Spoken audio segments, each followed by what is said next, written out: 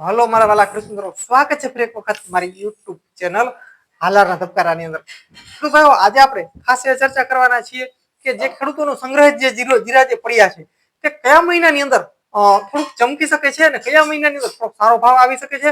અને છેલ્લા 3 વર્ષમાં જે આપણે 23, 24 ને 25, તો આ વર્ષની અંદર કયા મહિનાની અંદર જીરામાં થોડી ઘણી તેજી આવેલી અને ભાવ જે છે તે થોડા ચડ્યા, તો તેના વિશે થોડી ખાસ ચર્ચા કરવાના છીએ. કૃપા ચેનલ નવા હજી સુધી આપણી ચેનલ સબસ્ક્રાઇબ ન કરવી તો ખાસ અમારી ચેનલ સબસ્ક્રાઇબ કરી નાખજો. કૃપા કરીએ વિડીયોની ખાસ શરૂઆત. હવે ખેડૂત ભાઈ છેલ્લા 3 વર્ષની જો સરખામણીમાં આમ જોઈએ તો સપ્ટેમ્બર ઓક્ટોબર મહિનાની અંદર ક્યાંક ને ક્યાંક જીરાના ભાવમાં થોડી ઘણી ચમક આવી છે અને ખેડૂતોને સારા ભાવ મળેલા છે સપ્ટેમ્બર ઓક્ટોબરની અંદર. એટલે આપણું જે જીરું જે સંગ્રહિત જીરું જે ખેડૂતોનું પડ્યું છે તે ખેડૂતોએ મારા અનુમાન પ્રમાણે સપ્ટેમ્બર ઓક્ટોબર મહિના સુધી તો વાટ જોવી જ રહી. હવે ખાસ એ જોવાનું છે 2026 ની અંદર વરસાદ કેવા રહેશે. જો વરસાદ ડાઉન થાય તો પણ જીરાનો ભાવ જે છે તે ક્યાંક ને ક્યાંક ચમકી શકે છે. અને બીજી વસ્તુ કે જો એક્સપોર્ટ થાય કોઈ પણ દેશની અંદર થોડી ઘણી જો જીરાની માંગ આવે તો પણ ભાવ ચમકી શકે છે. હવે આપણે આ મહિનાની અંદર સપ્ટેમ્બર ઓક્ટોબર મહિનાની અંદર 23, 24 અને 25 ની સરખામણીમાં જોઈએ તો તે મહિનાની અંદર જીરાના ભાવ ક્યાંક ને ક્યાંક સુધર્યા છે અને ખેડૂતોને સારા ભાવ ક્યાંક ને ક્યાંક મળ્યા છે. હવે આ વર્ષે શું થાય એ ખાસ જોવાનું છે. બીજું ખેડૂતો છેલ્લા 1 મહિનાની અંદર આમ જોઈએ તો કદાચ જીરાના ભાવ ચડે એવી કોઈ શક્યતા હાલ અમને લાગી રહી નથી. એટલે ખાસ ઘણા જે ખેડૂતોને થોડા સમયની અંદર જો પૈસાની જરૂરત હોય તો તમારે વેચી નાખવું પડે અથવા તો અમુક 50% હિસ્સો તમારે કાઢવો પડે. પણ ખેડૂતોને મારી ખાસ ભલામણ છે કે આટલા સમય સુધી આપણે સાચવ્યું તો આપણે છેક સુધી સાચવવું જ ખાસ જરૂરી છે, કેમ કે તો જ આપણને ભાવમાં ખબર પડે. કેમ કે અત્યારે વેચી નાખશે તો આપણને જે આ ભાવમાં બિલકુલ ખેડૂતોને પોસાય તેમ નથી, કેમ કે ભાવ ખરેખર ખૂબ ડાઉન છે. અને બીજી વસ્તુ ખાસ ખેડૂતોને અમારી ભલામણ છે કે જે ખેડૂતોને જીરા પડ્યા છે તેની અંદર દવાનો છંટકાવ વગેરે કરવો ખાસ જરૂરી છે. જે ટ્રીટમેન્ટ આવતી હોય તે ખાસ કરવી જરૂરી છે, કેમ કે જીરાની અંદર ભેડિયાનો ઇસ્યુ આવી જતો હોય છે. અત્યારના આ સમયની અંદર જે અંદર વાતરી જે પડી જાય, જે ભેડિયો થઈ જાય, ઘણા ખેડૂતો ભેડિયો કહેતા હોય છે, ઘણા ખેડૂતો જીરા અને જે તેની અંદર જે વાતરી પડી જતી હોય છે તે ખાસ તેનાથી બચાવવું જરૂરી છે. તેની અંદર દવાનો છંટકાવ વગેરે જે કાંઈ પ્રોસેસ આવે તે ખેડૂતોને ખાસ કરવા મારી ભલામણ છે. વ્યવસ્થિત સુખી જગ્યામાં રાખી દેવું, કેમ કે આવનારા સમયમાં ચોમાસું નજીક છે જેને કારણે જીરા જે છે તે બગડે નહીં તેની ખાસ ધ્યાન રાખવી.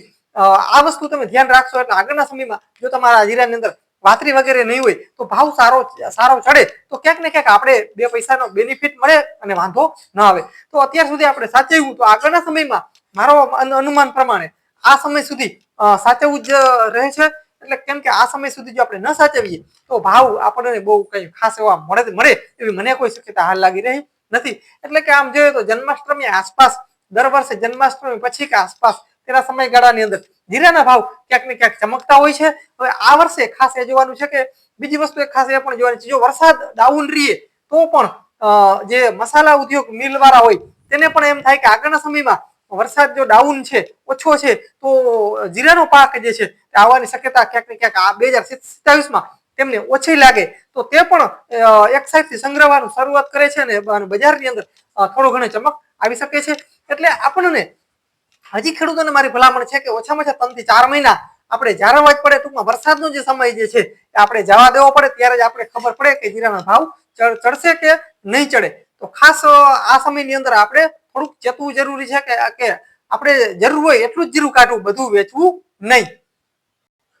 બાકી હાલની અંદર ખેડૂતોને જે 3000 થી લઈ અને 3500 ની વચ્ચે આસપાસ જે ભાવ 20 કિલોનો મળી રહ્યો છે, આ ભાવમાં તો જીરું વેચવું ખેડૂતોને બિલકુલ પોસાય તેમ નથી. એટલે ખાસ ખેડૂતોને મારી ભલામણ છે કે વ્યવસ્થિત જીરા સંગ્રહી અને સુખી જગ્યામાં વ્યવસ્થિત રાખી દો, કેમ કે આગળના સમયમાં ક્યાંક ને ક્યાંક થોડી ઘણી ચમક આવે તો પણ આપણને ક્યાંક ને ક્યાંક ફાયદો થાય. મારું ખુદનું પણ જીરું હાલની અંદર વ્યવસ્થિત સંગ્રહી અને મેં રાખી દીધું છે.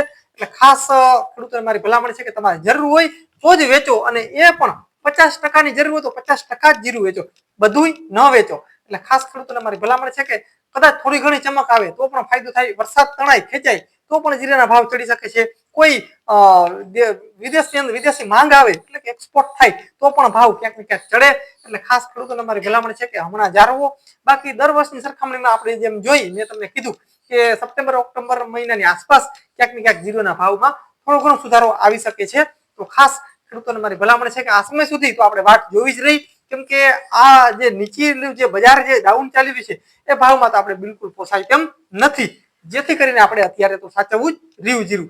તો ખેડૂત ભાઈઓ, બાકી તમારી મિત્રો તમારા ઈચ્છાની વાત છે, તમારે વેચવું કે ન રાખવું, ન વેચવું એ તમારા ઉપર સ્વનિર્ણય તમારે લેવાનો રહેશે.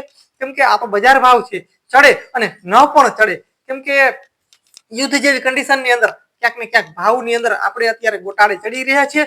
યુદ્ધ જેવી કન્ડિશન ન હોત તો અત્યારે 5000 ભાવ તો મિત્રો હોત જ નથી, એમાં કોઈ શક જ નથી. પણ ક્યાંક ને ક્યાંક આ ઇસ્યુને હિસાબે અત્યારે ખેડૂતોને મિત્રો નુકસાનીનો વારો આવી રહ્યો છે. તો ખેડૂત ભાઈઓ, બસ વિડીયોની અંદર આટલું જ છે. આજના વિડીયોની અંદર આટલું જ. ખેડૂત ભાઈઓ, બસ મળીએ અવનવા વિડીયો સાથે. ત્યાં સુધી મિત્રો ખાસ રજા આપશો, અને મિત્રો ખાસ જય જવાન જય કિસાન. મિત્રો મળીએ અવનવા વિડીયો સાથે. ભલામણ હાલાર મિત્રો, મળીએ અવનવા વિડીયો સાથે. ત્યાં સુધી રજા આપશો.